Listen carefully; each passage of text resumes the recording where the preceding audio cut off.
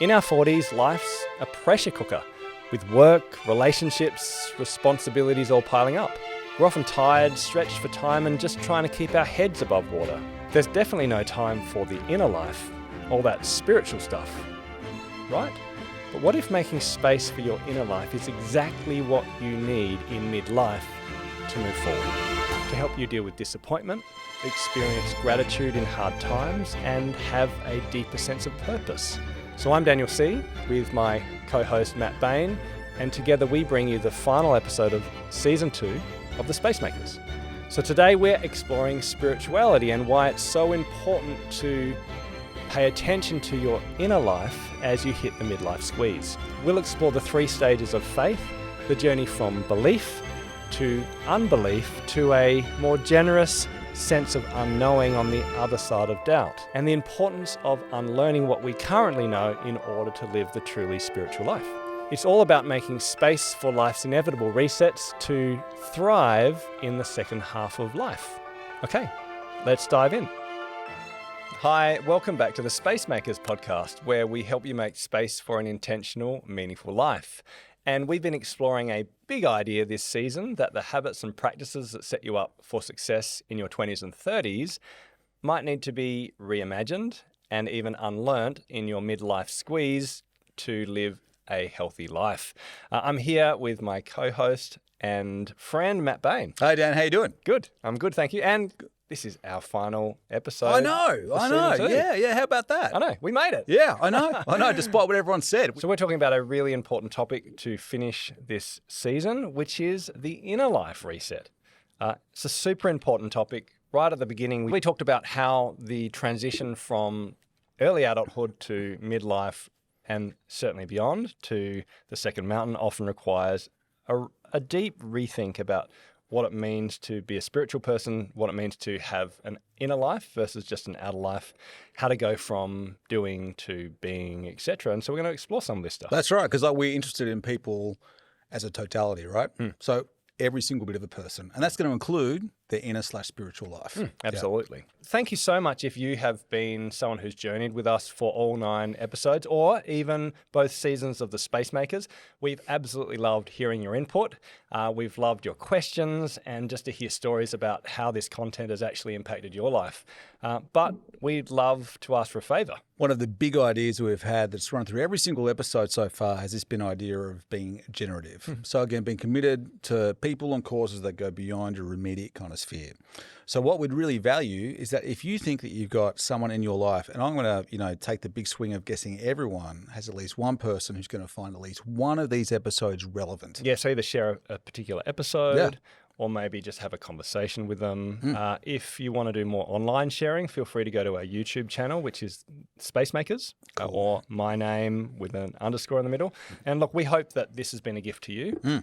It would certainly be a tremendous gift to us. We would love to be Australia's fastest growing podcast to really impact people's lives. And we think this content can help people make space. Yeah, and regardless of any of that, thank you. We really appreciate you listening. We do. So Matt, we're going to talk about the inner life and spirituality and what it means to, I suppose, pay attention to your spirituality, or maybe to shift the way in which you express your spirituality as you get older. That's right. And maybe like how you kind of approach it too, right? Yeah. But spirituality and the inner life can be hard to talk about, or at least hard to talk about in everyday culture. You and I both read a Gallup research study where people were asked if they had experienced a mystical moment. So by that, an out of the ordinary, maybe serendipitous experience that's hard to explain.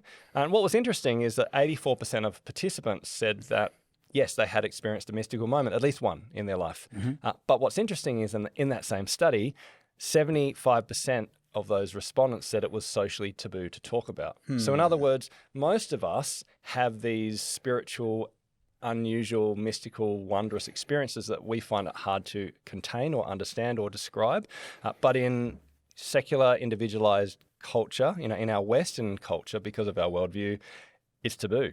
Yes, yeah. We can talk about almost everything, but the spiritual life in a personal, meaningful way. I can't quite recall when that research was done, but my suspicion, my hunch would be that perhaps that's starting to shift, as in it's becoming a bit more kind of, I guess, socially acceptable, or people have less anxiety about sharing those mystical / transcendental experiences. Yeah, which I think is great. I think there's definitely a hunger and an openness for a broader, wider view of life that encompasses not just the physical, relational, emotional, but also encompasses the spiritual. So I agree with you on that. Yeah. So let's open up a space where we can talk about some of those changes, some of the mindset shifts that happen as you transition from, let's say, your early 20s and 30s to maybe your more reflective 40s and 50s and beyond, where clearly the inner life becomes super important as you start to ask questions about loss and grief and death and significance. Yeah, basically when life hammers you, because eventually it will. When life hammers you on the Space Makers. So Dan, let's feedback on the activity that we asked people to undertake last time round. And we talked about the midlife money research, Yeah. talked about finances. Yeah. A bit of a different break for us. Yeah, again, perhaps our most counterintuitive episode thus far, I would wager, yeah.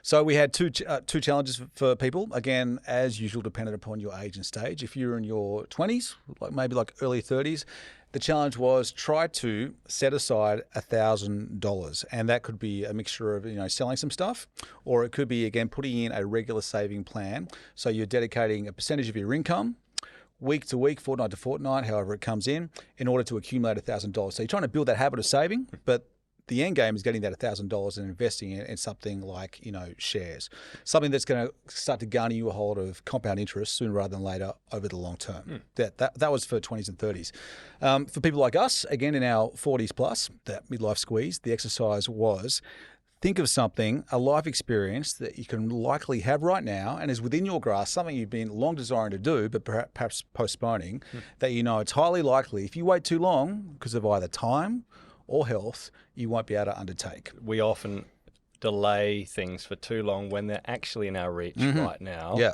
If we changed our mindset and maybe loosened the purse a little bit. Yeah. So how'd you go?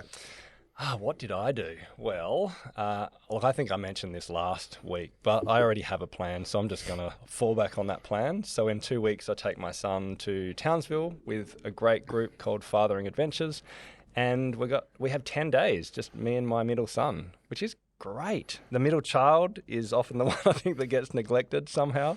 They just kind of squeeze in between the first and the third. So it's going to be great to spend 10 days with my son. Yeah. And 6 of those days, we're going to have a formal rite of passage for dads and sons experience, which is just going to be excellent to talk about what it means to be a man and for me to learn how to raise a young man. So I think it's going to be a good experience. Yeah, that's cool. So that's expensive. My wife and I talked about it about 6 months ago, and we said actually this is one of those formative experiences that we think will be worth investing in. And I hope it's a great experience. I'll certainly probably take my younger son and maybe even my neighbour's daughter who doesn't have a dad, and we'll do that next year as well. So we'll see how it goes. Great. What about yourself? Yeah, I bought my first pair of skinny jeans. Great. I think we're on the same page. proper spray-on skinny jeans. Is that because of sarcopenia? Yeah. You're losing the muscle and you actually can only fit in skinny jeans? It's just eventually health's going to get in the way of being able to wear those bad boys properly. Wow. So this is an example where maybe our activities aren't leading to a net positive generative outcome. No, so similar to yours, and again, this is more of a planning stage thing rather than executing the next couple of months thing. Yep. But after doing some thinking over the past week and talking to my wife a little bit, if we are going to go on a decent holiday with our sons, it's going to have to be sooner rather than later in terms of overseas, because again, they're just hitting that age where they're going to become probably too independent to want to tag along, and we may be just too uncool, despite again before mentioned skinny jeans. We might just be too uncool for them to want to hang out with us. Yeah, okay. Yeah, and again, health and all that kind of stuff. So we have to start doing some serious planning around when that's going to happen, likely over the next couple of years. Okay, so you're going to take the big trip to the mainland. Or do you mean even further overseas? I was thinking maybe something exotic like Brunei Island. Get up on an island, jump on another. Last question. Were you serious about the skinny jeans? No. It's a testament to how well we know each other that, you didn't say Thank God. All right, let's move to the inner life. So let's talk about this idea of an inner life reset, particularly in midlife. So I was at a Jack Jumpers game, the Tassie basketball. I've done really well. And I was at a game a few months ago, and I was invited by one of our sponsors, actually, into a corporate kind of area. It was great. Thank you, Bulk Nutrients. But I was having a conversation and just randomly met someone, and we ended up talking about, of all things, the inner life, faith, spirituality, which is not normally what I talk about. at a basketball match. But we had a really good conversation, and there was this interesting point where he said, "Oh, look, he finds religion really perplexing or confusing because on the one hand, there are people who are very generous and open-hearted. They have strong beliefs in a way that's kind of warm and embracing, and you're kind of attracted to their surety or their faith," he said. It's almost like their belief system makes them bigger and more open to learning. And actually nicer people. But then he also knows a whole lot of other people who, it's almost like the same belief system makes them smaller and more intolerant or maybe more closed-minded or narrow-minded. It's almost like the religion stops them learning and growing and seeing in a broader way and being more welcoming of people. And it was a good conversation, but I remember saying to him, just a throwaway line, I said, well, I suppose it all depends on what stage of faith you're in. And he's like, what do you mean? And I realized, actually, while this is somewhat old research, more than 20 years old, actually, I think a lot of people haven't recognized that there are stages to a person's faith or spiritual development, and you can have the same beliefs and practices, but express them so differently based on whatever stage you're in and where you got stuck. So I thought it would be good to have a conversation around Fowler's stages of faith, what it means to have a first, second, and third experience of spirituality, and particularly because it fits the pattern we've been talking about, which is one where you have surety, you unlearn, and then there is a simplicity or surety on the other side of complexity. This is my take on Fowler's framework. So again, James Fowler, professor of theology back in the day. I think he passed away in 2015. So this was a passion project of his. So he had a great interest in this, and researched it and got his research kind of validated by his peers at the time. And I think it'd be fair to say it was validated across a variety of different kinds of faiths. It also wasn't like one faith or mono-faith specific. Yeah, so while he was a Christian, or I assume so because he was in a theological college. Yeah, he was a Methodist. Yeah, but he broadly studied faith, religion and spirituality and found that there were similar trends to a person maturing irrespective of their faith tradition. Yeah, and I think now too would be like an important point to mention that in terms of this conversation, when we talk about spirituality, we don't want to equate that with institutionalized religion. Yeah, so I'd probably say spirituality involves whatever someone holds as being sacred in their life. And most of us would hold something sacred. And by sacred, I'd probably go, like my take is that either the belief or the cause or the person has got at least some spark of the divine in them. Yeah, so it could be like you feel that, say, social justice is something that is sacred to you. It's almost like a divine right. So you hold that sacred. I'd say that is tied up with your spirituality and meaning. Yeah, it could be people. So again, you might think, I'm so invested in my kids. I actually think they are. Not that you normally say this at their birthday party, or whatever, but they've actually they've got like a spark of the divine within them. Yeah, and I orientate my worldview around them. Yeah. That's right. Or even, for example, broader causes. Let's say environmentalism or some type of activism where it holds the hallmarks of a religion almost. Yes, in that's terms right. of its worldview, its doctrine, its belief set, and it gives you a greater purpose beyond yourself. So we don't want to limit this to those who are religious. Yes. Well, you and I are actually religious. We both have a Christian faith tradition. But when it comes to this conversation, it should appeal to it should apply to everyone who actually has an inner life. Later on, I think in the discussion, we'll also, particularly then, a bunch of the stuff that we talk about will be relevant to people, even if they hold that there is nothing transcendent as well. Because even that, we're going to argue, I guess, is a kind of faith or belief. Yeah. Okay. But anyway, sorry. Back to Fowler. So Fowler came up with basically from birth all the way through to late adulthood. His three stages were childlike faith. So that's the first one. And then the second phase will be like a loss of faith. And then the third one is really a mature faith. So they're like that. So there are three lenses that you can kind of see this faith journey through. Yeah. So the first one, childlike faith. And again, this could be someone who hasn't really, it doesn't even hold or adhere to a kind of institutional style religion. It's almost just like your basic worldview. Yeah. So this basic worldview is often, and we're talking about like kids here, so like 0 through to, early adulthood or late early teens. 30s. Yeah. So really, and this is typically a kind of simplistic worldview. Yeah. So it's very much, good things happen to good people bad things happen to bad people. If I like live a good life in terms of like being basically, virtuous, then that will be rewarded somehow. There is some benevolent figure in the sky, perhaps, or in heaven that I can petition and pray to, and they'll like generally kind of like do the right thing by me. This gives you, so it, again, simplistic, black and white, provides like a pretty good container, if you like, that you can start to build like a life within, and gives you some certainty and stability about the world as well. And it's almost like the universe or God or whatever you worship or whoever you worship is like a benevolent Santa Claus. Yeah, that's right. Life's like the kind of cut and dried, black and white, simple. Yeah. And God is like, or whatever the divine is, it's like it's just a bigger version of a human. So that's a childlike faith. That's right. A simple faith. Yeah. Well, I'd say, again, I'd go as far as simplistic. Okay, simplistic. So then you move to the stage two, stage. the loss of faith. So again, this usually corresponds with someone getting older, so maybe like young adulthood. And again, as we've talked about before, this is when people are kind of finishing up identifying and establishing their own identity, which may be separate and defined almost against their family of origin and that kind of stuff as well. Yeah. So you kind of, it's got to be a bit more robust and independent. And classically, you're starting to run into some speed humps to that simplistic notion of the world being that black and white. Yep. So you've encountered other people, again, whose lived experience may be different from the good things happen to good people. If I just follow the rules, like all this good stuff's going to happen to me, right? Yeah. So you'll encounter, suffering. You'll encounter perhaps some of the evils or the darker sides of your respective faith or religion as well. So you'll hear about institutional abuse, for example. You start to wrestle with those really thorny theological problems around, again, why does bad stuff happen to good people? Yeah. Why does good stuff happen to bad people? Maybe even just contradiction, where things that you thought were so clear have alternative perspectives or ideas, and therefore it starts to throw up your very simplistic faith because you don't actually have the capacity to hold complexity or wonder as part of your worldview yet. Exactly, because you haven't been exposed to a way of doing that, perhaps. Yeah. And so that can leave people, to use a $5 word, discombobulated. Feeling at sea, lost, like what do I do with this faith that, again, I was cherishing before, or at least, even if it was kind of unconscious and not really well articulated, it was part of me.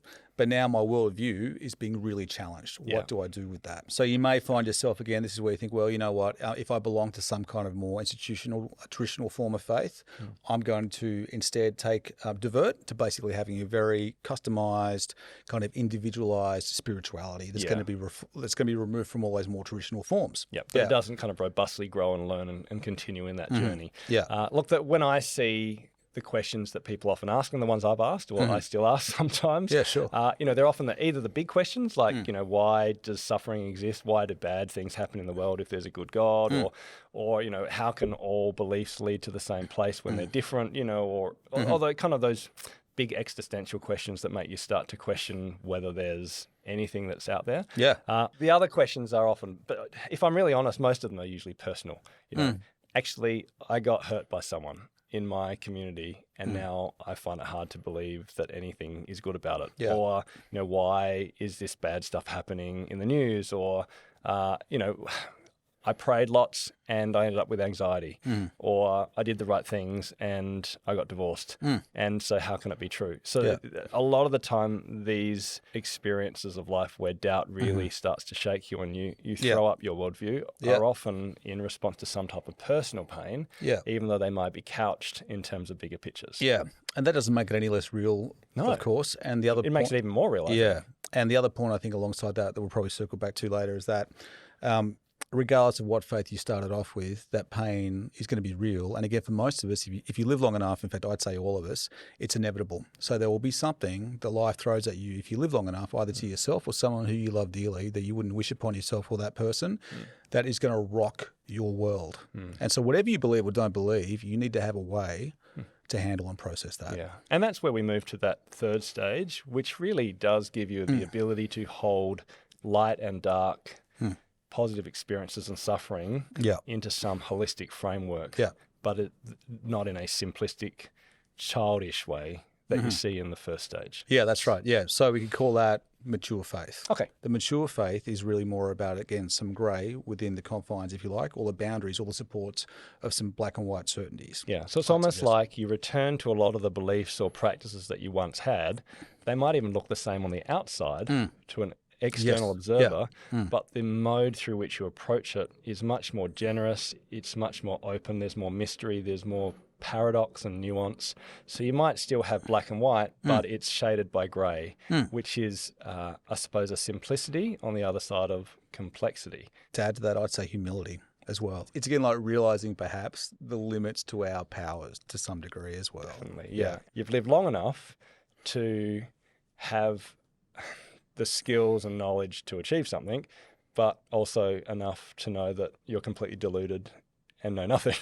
And I think that's the case. You know, I pray because I know it works, and I've seen the value in it, and I know I'm probably deluded, and there's lots of areas that I don't understand.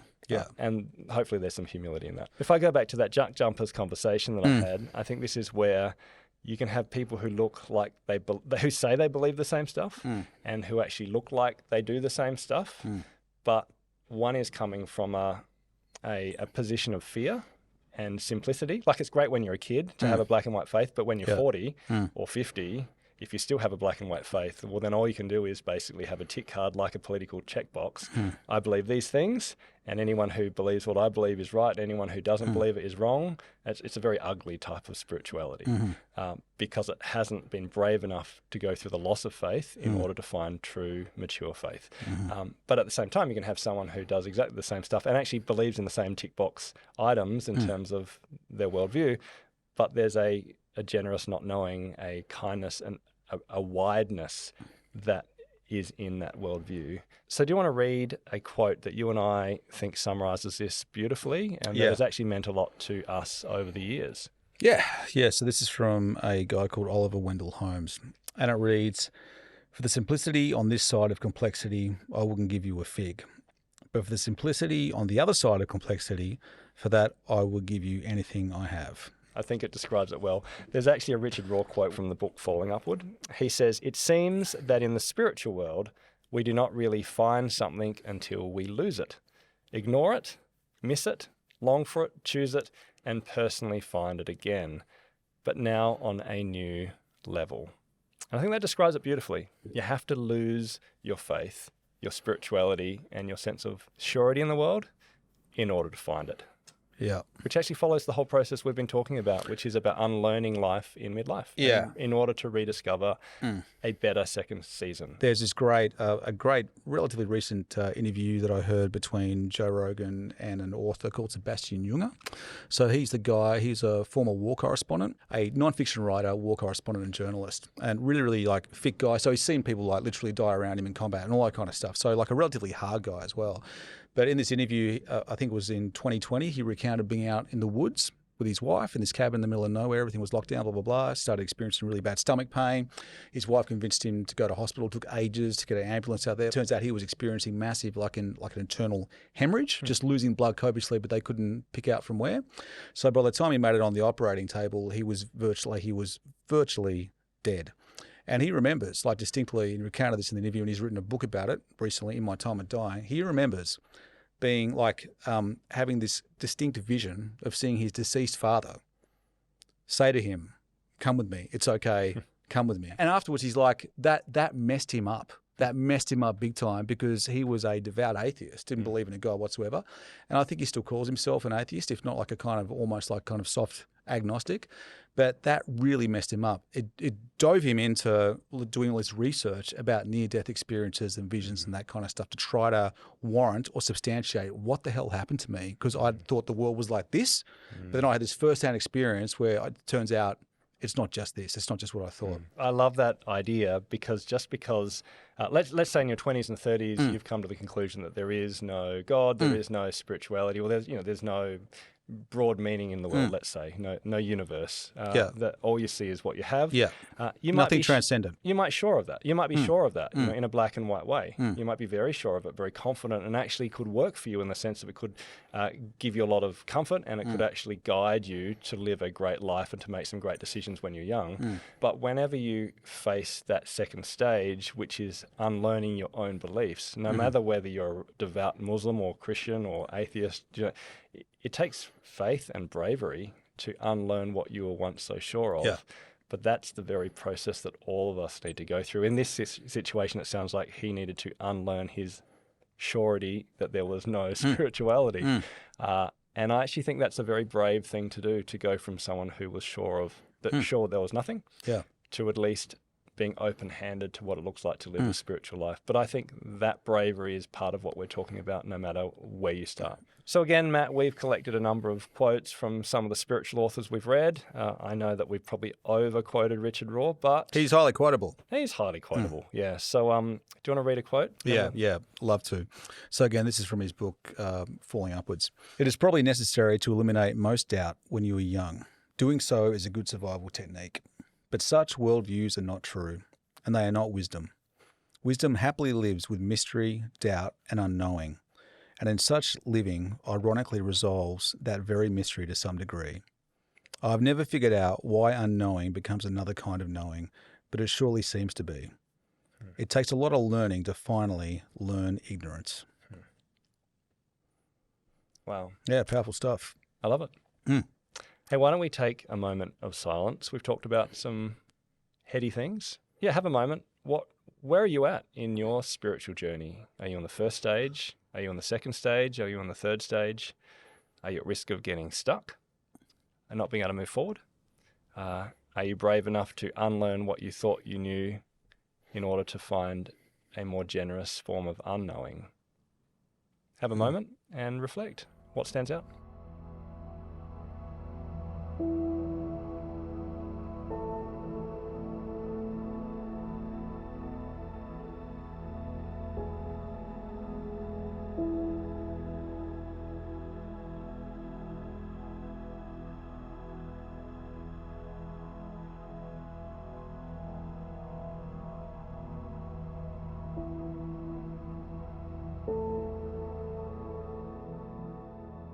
Hey, hopefully that's been a helpful pause, helpful time to reflect. I really appreciate you taking that space to think deeply. But yeah, let's talk about a few practical things that people can do if they feel stuck, or if they're maybe in that place of unlearning in order to relearn the inner life. I remember reading an old study now, but it was a good study. It was well designed. It was based on a PhD by Alan Jamieson, and it's from a book called A Churchless Faith. And it was a fascinating study because he studied people who were in church leadership, who had been, preachers or worship leaders or people heavily involved in religion, and followed what happened when they left their faith, when they left their churches and stopped being part of a church. And he tracked the journey of a lot of people and then did a PhD on the process. And look, again, he described that people go through three stages: the black and white stage, the grey stage, which is often when they leave an institution, and then black and white on the other side of grey. But what's fascinating is he actually tracked why people left and what actually allowed them to move through that dark night, for example. And he looked at a lot of different factors. Some people left because of minor grumbles. They didn't like Betty's singing and they got annoyed that the piano got moved. Other people left because of major grumbles, which was the most common. He called them major grumblers. So basically, big theological questions, or asking questions, why do we sit here every Sunday and listen to a man preach? Those kind of big questions. So they would leave.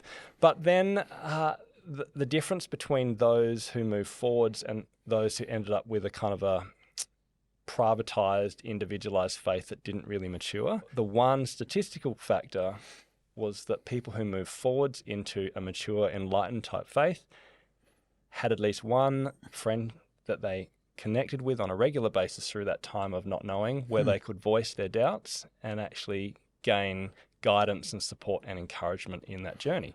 So in other words, the most important thing, and this relates to all of our friendship conversations and research that we've talked about, if you're stuck in a moment and you can't get out of it, to quote Bono, then find someone who you trust, who you can walk alongside of, probably who has gone ahead of you, someone who allows you to have a space where you can doubt and question and wrestle and yell and argue and not know, and yet still love you and say, hey, you're on the right track, keep going. Yeah, that's great. And that usually moves people forward. I think that's really helpful. It's very important. It's also important that if you have a friend who starts to doubt and wrestle, then actually be their friend and recognize that these questions are part of maturing in the journey of faith. Yeah, certainly. I really do believe that, and I'm not alone in this. This is hardly an original idea or an opinion, but suffering is kind of inevitable. If you live long enough, eventually it's going to hit you or someone who you love. I've noticed doing enough podcasts with you, there's definitely suffering. Yeah, but to be clear, that's voluntary suffering. Okay, you keep on asking me to come back. Like, what can I say? I like to suffer. I'm trying to learn. Yeah, that's right. Yeah, you're a masochist, and I feel like I've got like a heap of community service to do. But seriously, it is important. Tell me more. So, there's that old quote that I think is attributed, and probably rightly so, to Nietzsche about like what doesn't kill you makes you stronger. I don't actually believe that. As far as I know, the psychological research doesn't back that up. There's actually a good chance that while suffering, like real suffering and the stuff that you don't voluntarily walk into, it can be a catalyst for growth, for personal growth. It can also be something that just erodes you as a person and breaks you down. Leaves you bitter, unforgiving, leaves you bitter. stoic in unhelpful ways. Yeah, that's that right. Kind of stuff. So if you believe that suffering is both inevitable and also risky in the sense that it may actually erode you as a person, what are the best ways to go about coping with that inevitable suffering? And there seems to be like a growing body of research that says like there's obviously a heap of good ways to be able to cope and grow from suffering. A kind of regular spirituality will give you a framework to be able to process that suffering, and it will help you integrate it somehow into the rest of your life and make it cohere with the rest of your life and your life's like big story that makes sense. Yeah, no, I would agree with that. The other thing that you and I have talked about a lot is that actually we have a tendency in the Western world to see everything through the lens of the individual. I think there is also something that's very mature and difficult about joining a community of some sort and actually having a communal spirituality. We are communal beings. So I suppose all we're saying is when we look at these three stages, don't just think individual, but look at what it might look like to do that with others. All right, I'm going to finish with one last quote because we love quotes. David Brooks' Second Mountain. It's a fantastic book. I loved it. He says this: "A commitment to faith is a commitment to stick with it through all the various seasons of faith, and even those moments where faith is absent. To commit to faith is to commit to a long series of ups and downs, to intuitions, learning and forgetting, knowing one sort of God when you're 25 and a very different God at 35, 55 and 75. It means riding out when life reveals itself in new ways and faith has to be reformulated once again. To commit to faith is to commit to change. It includes moments of despair, or it is not faith." I think it says it all. Hey, Matt, normally we finish with some type of practical activity and we follow it up, but this is the final episode of season 2. So I suppose let's just finish by saying that all of this in terms of the inner life needs a bit of space. Space to reflect on your beliefs, space to consider the way you live, space to think about those you love and the people you want to invest in, space to make space for doubt as well as space for hope. So I suppose if you take anything out of this episode and maybe the season as a whole, we would encourage you to have space. Carve out some space to reflect on anything that you've heard about in this season. Maybe hand out the podcast season 2 toolkit at spacemakers.au/S2 for season 2. There's a whole lot of questions that could be helpful, but do something because it's what you do that counts. And the space is needed to actually reflect on what comes next. So Matt, we've done it. We finished season 2. It felt like a marathon, but a good marathon. We always like to finish a season off by asking what you and I have actually learnt or taken out of the whole thing. And hopefully that can encourage others to do the same. Yeah. What have you learnt? What's changed or what stood out from all of our conversations, reading, research? So 2 things. I think like one directly related to the podcast and one as a kind of indirect consequence. So the direct thing, this has been really good for me in the sense that it's reinforced and made it just blatantly obvious how I need to better treat and have intentional time set aside in the busyness of life for old friends. I think like that's been the biggest takeaway for me in terms of what's been at risk I think, and it's given me some impetus to actually not rely on spontaneity and not fall back on my more like youthful idealism about if you're a good friend, close friend, and then like you're only ever like a phone call away. Like that's true, but that's not enough. So to kind of have to reassess, I guess, just my diary, my calendar, and my practices of regularly building a stuff to see mates. That's the first thing. The indirect consequence is that because again, life's been pretty busy and hectic. When I've been in the midst of doing this podcast, it's reinforced the danger of just how easy it is, how simple it is, even when things are going well and amongst great opportunities, how it's way too easy, way too simple to unthinkingly and unintentionally lose space. Yeah. So I've got to somehow, somehow I have to, I don't know, it's like get the tattoo or the T-shirt, but I need a constant reminder of that. Actually, I think a season 2 tattoo would work for you. You go first, and I'll see how it works out. How about you? They're really good thoughts. Look, there's a few things. So, I mean, there's some very practical stuff that's been useful. You and I talked about blood flow restricted training and cold showers. Yeah. And they're both things I do now on a regular basis. Yeah. You know, nearly a month of cold showers Nice. in a row. Yeah, that's great. But look, the bigger overarching reflection, I think, has been around friendship and relationships. You know, I think in an earlier episode, I talked about how I wasn't okay and recognizing that. Yeah.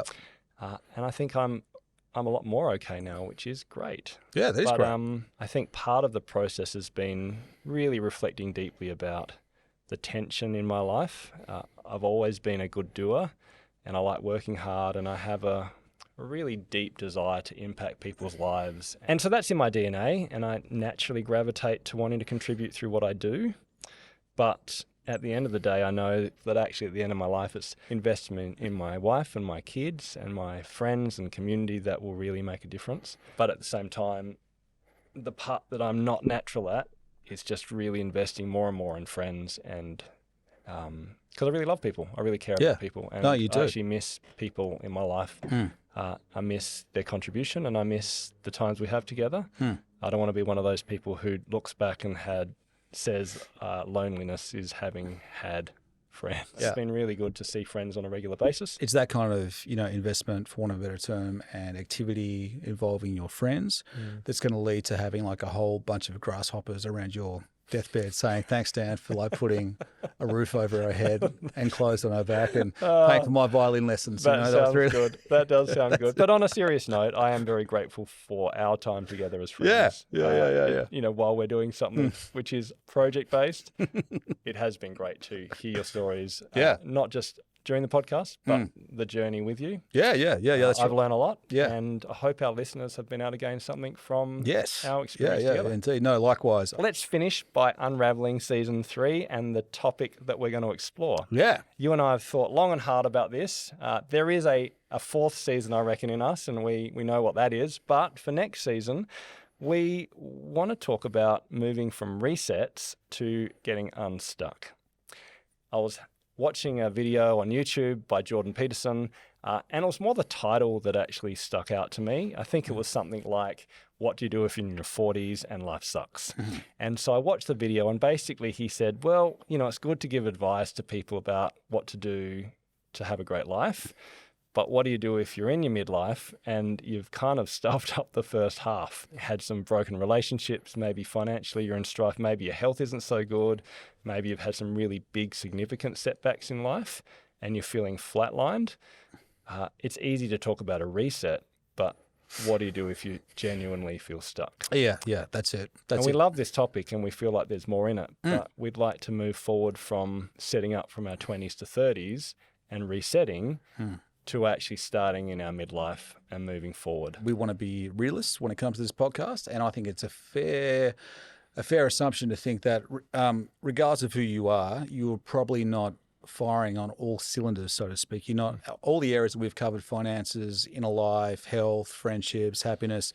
Chances are no one feels that they're excelling in all those different domains. Yeah. So chances are everyone is stuck at least one or two of those points, feel stuck. So we want to bring in some external experts. So it's going to go beyond like just us next time around to talk to some of those particular areas of life and give some practical, concrete advice as how people can get unstuck. Yeah. And there's also a few areas we just wanted to cover, but we don't have the expertise, like menopause and grief, forgiveness, some of those areas where we'd like to bring in some extra voices for next season. So if you're interested in continuing the journey with us, from moving from the midlife reset to getting unstuck, well then I'd love you to tune in next season. But also email us. Please email us at podcast@spacemakers.au and let us know what you think about that topic. Does that interest you? Does that kind of fire you up? Would you be keen to continue more of the same, but with a focus on being unstuck? Tell us what has changed. If you have stories or questions and you want to record them, we might even be able to put them into the next season. So please do that as well. And of course, please share this episode. And of course, please tell your friends about the Space Makers podcast. Help other people in your relational world find a little bit more space in the whirlwind of life. We just want to finish with a big heartfelt thanks to our sponsors. They make this show possible. Thank you so much to Bulk Nutrients, Banjo's Bakery Cafes, and St. Luke's. We're so grateful for your partnership. It absolutely allows us to get this on the air. And look, final thank you. We really want to thank you, our listeners, because you make it truly possible. You encourage us, you inspire us, you help us to make space, and we hope that this podcast can help you make a little bit more space in the whirlwind of life. We hope this has helped you with your own resets to make space for what truly matters. But until next time, season 3, we'll be back. Make space. Thanks, everyone. Thank you, Dan.